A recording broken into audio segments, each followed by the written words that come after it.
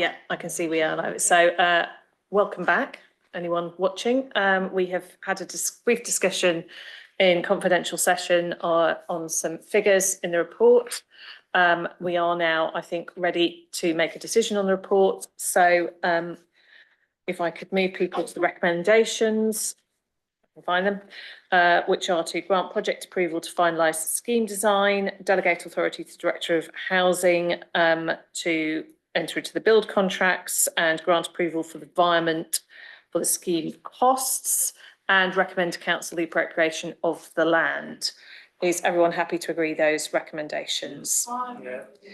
Thank you very much, everybody, and thank you very much for that. It turned out to be slightly more complicated than we'd anticipated there. We are now on to item 18, which is 4 times food waste. Oh goodness, what 18T Turberg single compartment top loading food waste refuse vehicles. This is the big trucks, man. the longest Monster entitled trucks. report in history. It's a great story.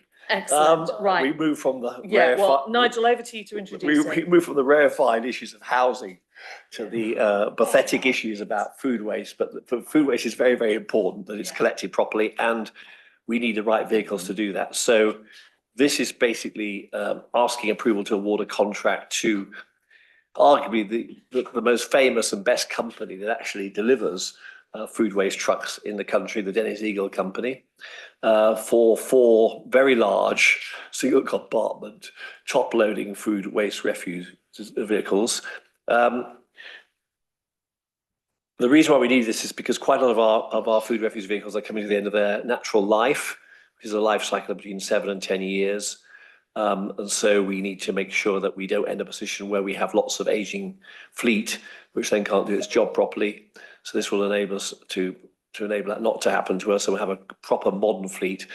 And if you like this sort of stuff, and I was kind of a bit geeky today, so I went on the website and actually had a look at the wonderful top loader vehicles, and they're absolutely smashing. So I absolutely endorse this report, and I'm comfortable with the procurement process. I'm comfortable with the fact it's a call-off contract because this is the only supplier actually that's able to meet the specification that we need in the city. So, and the budget is there. So all power to the council ODS's elbow here, and let's get on and purchase these vehicles and get them into service as fast as possible.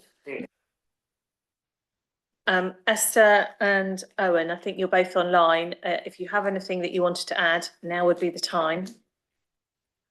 I'm taking that as a no. A no, there we go. Esther, if you wanted to. Just to say, nothing to add from me. Okay, thank you. And nothing from Owen either. And Nigel, you also dance. No, fine. Does anyone want a detailed description of the top loaders from Nigel? No? Okay, well, in which case. Oh, fantastic. Excellent. I look forward to seeing it later. Is everyone therefore happy to enter into the contract for the purchase of these 4 exciting vehicles? Yes, fantastic. Good. Excellent. I look forward to seeing him down my street soon. We move on to item 19, which is the agreement to procure the provision and award, including the budget for the lift servicing and maintenance and minor major works contracts. Ed, over to you on this one. Yeah, I'd like us to finish on a high with the lifts contract. See what I did there. We require, of course, a contract to look after our lifts as a council, and that's what we're going out to procure. Of course, we'll have the relevant social value considerations, Oxford Living Wage considerations, and all the rest of it in there, as well as the appropriate balance between price and quality. I'd like, therefore, to move the recommendations in the report, so that the lifts move as well. You know, it's going to be great. Lovely. And I think we have Stuart and James online, if either of you wanted to add anything. Thank you, Councillor Turner. Nothing to add here. Nothing. Great. In which case, everyone happy to agree the recommendations? Yep. Fantastic. Thank you very much. Question. Oh, sorry, it's a question. I beg your pardon. I'm so sorry. Well, we will take the question. Is there the potential, an opportunity for involvement of tenant and leaseholders in the procurement process? I mean, this is the functioning of the lifts is something that's very important to many of our tenants living in blocks, especially the higher blocks. It would be really nice to see, particularly, we're going to be bringing a report in the next few months to Cabinet about resident, tenant and resident engagement and involvement. It would be nice to see how we can link up and get tenant and leaseholder input either into the criteria or the assessment of the bids. I think probably a question for James or Stuart. So is that something that we could do, engage tenants and residents in the project procurement side of things? I'm seeing nodding.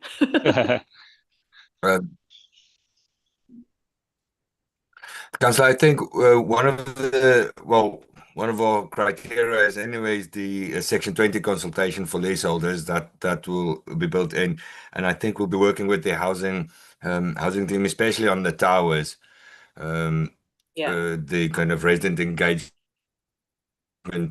piece will kind of unfold from there, and I think how we roll that out to wider resident groups will kind of be led by that a little bit, because I think most of the cement, and so yeah, but I think we'll definitely try to incorporate that as best we can. Thank you. You're breaking up a little bit, but I think we got the gist of it, which is that you will try and ensure that we do have some engagement. So thank you very much, and we'll look forward to that happening, because I mean, Linda is quite right, and I speak as someone who has a tower block in her orders, as well as old people's accommodation, which also has a lift, which has on occasion broken down.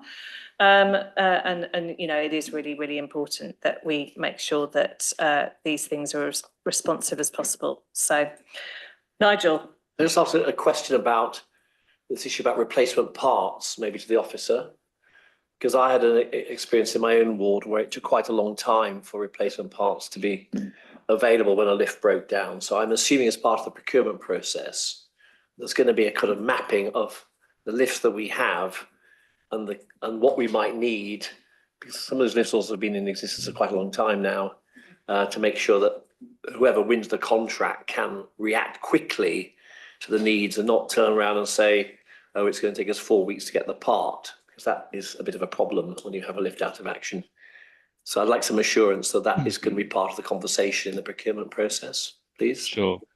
Indeed, we have carried out significant assessment of our lifts through consultancy, and that has been brought into our decision making within this contract. So it will identify parts, ages of lifts and the condition, and we will be able to bring together our asset list for parts going forward within this contract. Right, thanks very much. We have actually approved this report already, so thank you for answering the questions on it. But we will, I think, now move on. So thank you very much. The next item on the agenda is to note the dates of future meetings. And the next meeting is on Wednesday, the 22nd of October. But we need to now move